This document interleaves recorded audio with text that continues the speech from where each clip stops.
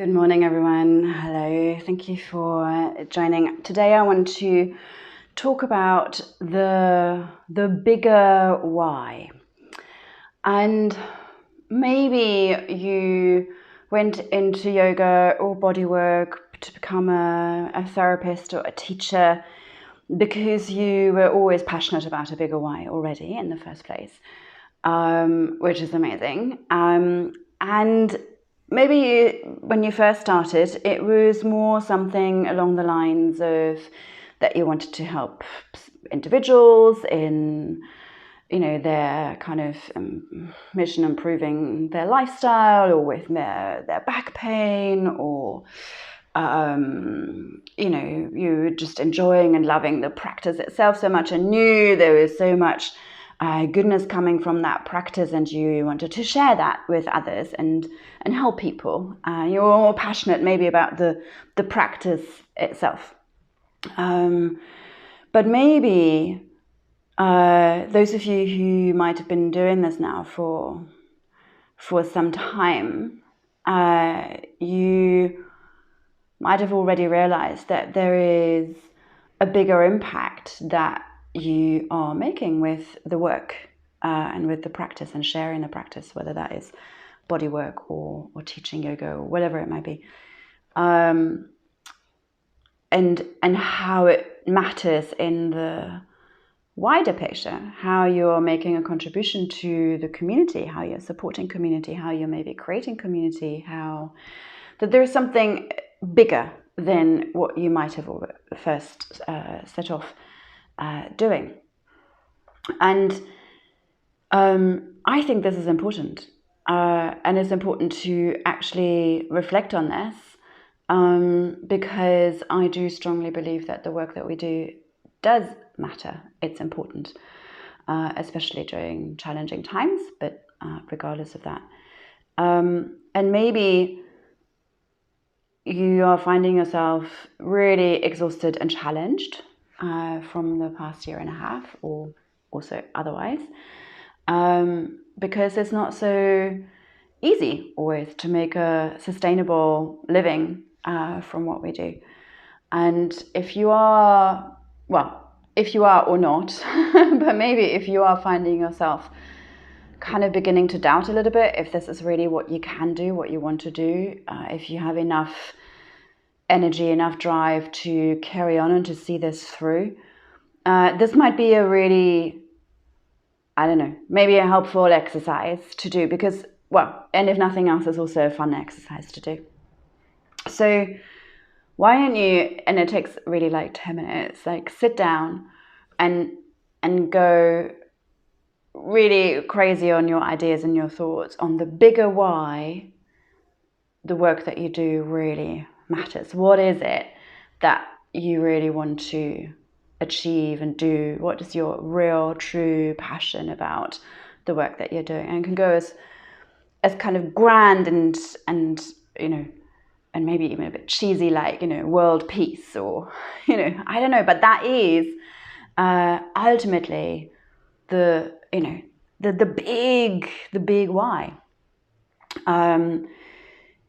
It's a while ago now, a couple of months ago or so, but I sat down and made that list. But I actually also keep going back to it and keep writing more down and actually refining a few things and making them a little bit more specific.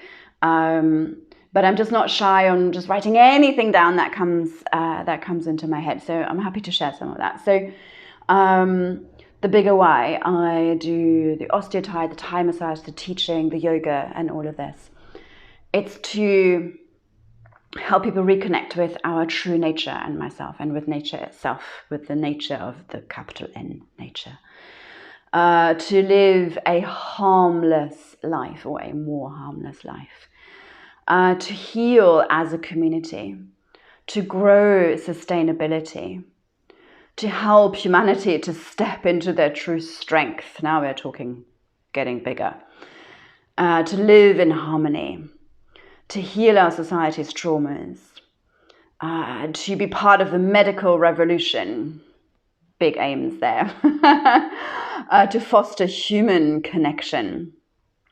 to push the development of yoga away from the bikini yoga, which you've heard me talk about maybe before, and into a recognized modality of healing.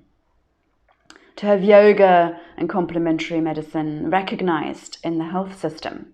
That's specific, like we can make an impact there.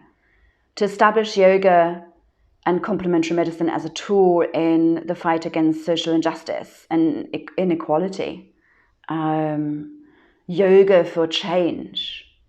There's a whole, every time I kind of go back to this and read it, I'm like, ooh, and I can define that more, I can drill into that, I can add to that, and just as I'm speaking here, I'm already like, okay, there's more ideas. Not your yoga for change, but yoga for change makers, maybe. I mean, there is so much, and it gets me excited.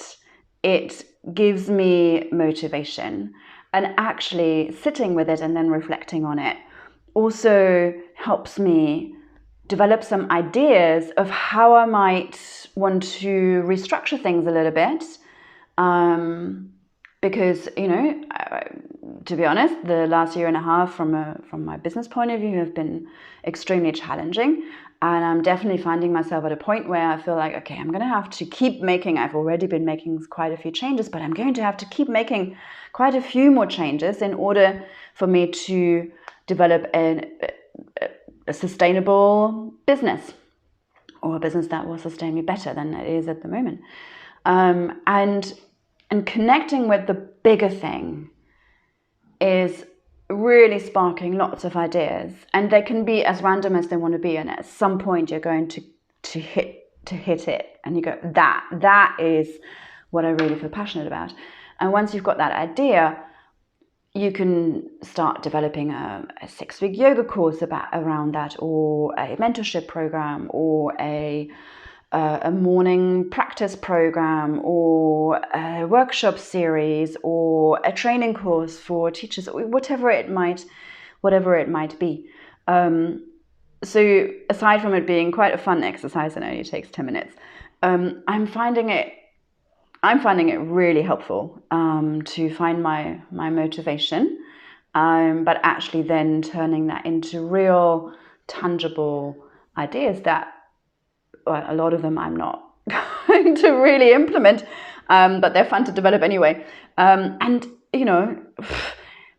as far as the business side of things go, I mean, that's just been a big fight and a big challenge. And so to have a little bit of fun with it again, that just feels great to begin with. And if none of the ideas really take flight, then that is also okay. But I was also doing something for my own heart there. We're just coming to the end of the language of the body first round. We've just completed the 7th module, 7 out of 8. And we've been talking about ideas for some courses that the participants might want to develop as part of the training, to actually develop a course plan.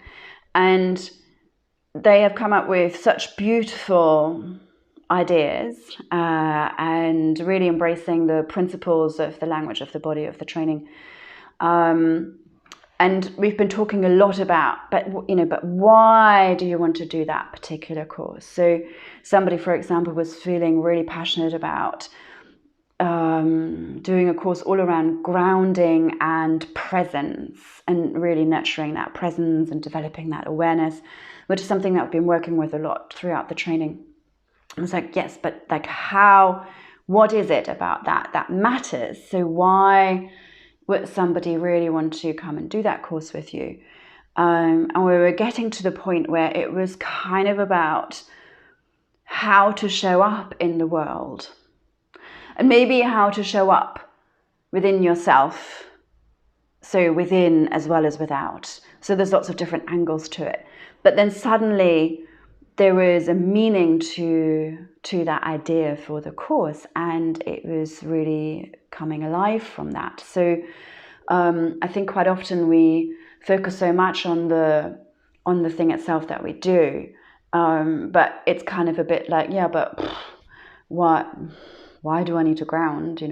That's all. That sounds all lovely, but why does that matter? So try and name it. Why does that matter? And the whole thing just starts to really blossom. There was another idea about wanting to do a whole course around softening and moving more effortlessly, and fostering more softness in our postures and releasing tension. So that was the kind of principles that another participant was really wanting to explore. And I was like, okay, so why does that matter? Well, it matters because there is so much hardness in life, in our modern lifestyle, in day-to-day life. Just on every given day, there is so much hardness.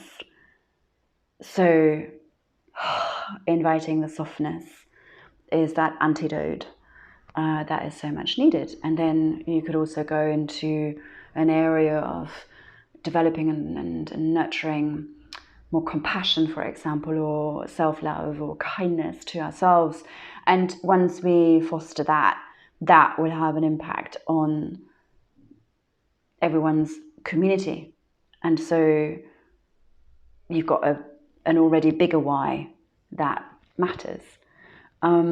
So yeah, just to name a couple of examples, and that was really great fun developing with the group. So yeah, I don't know if that's helpful. Have a play, and I would love to hear some bigger whys. What is your big whys? It's the big whys are really like probably what gets you out of bed in the morning. And with the bigger whys, we can also support each other and motivate each other a little bit. Say, hey, like, let's do this. So comment, share them, please. I'd love to hear more thoughts on that, or maybe come back to this if you do decide to take 10 minutes out of your day and just take a big piece of paper or a nice notebook or wherever you want to keep it and start writing some stuff down. And then come back and share some of that. That would be amazing to hear from you. So yeah, the language of the body, round 2 starts in October the 9th. So I'm also very excited about that. So that means that over really starting pretty much from today until then, so for the next 2 months, I'm hoping to really make a lot of time to show up a little bit more regularly, to share a bit more about that program and why that matters. And we'll also be sharing some actual contents of that, and there'll be some events and workshops coming up as well over the next couple of months, which I will be posting and sharing here soon. It will go out in my newsletter. So yeah, check it out. So if you were interested in any of that, maybe also before, because you might have heard me talk about the language of the body before. It's all updated on my website, and take a look. And if you have any questions on that, also just get in touch. There's a contact form on the page, or you can comment below this video on that as well. I would love to hear from you. Thank you so much for watching. It was a relatively quick one today, and I look forward to hearing about your bigger whys. Thank you so much. Take care.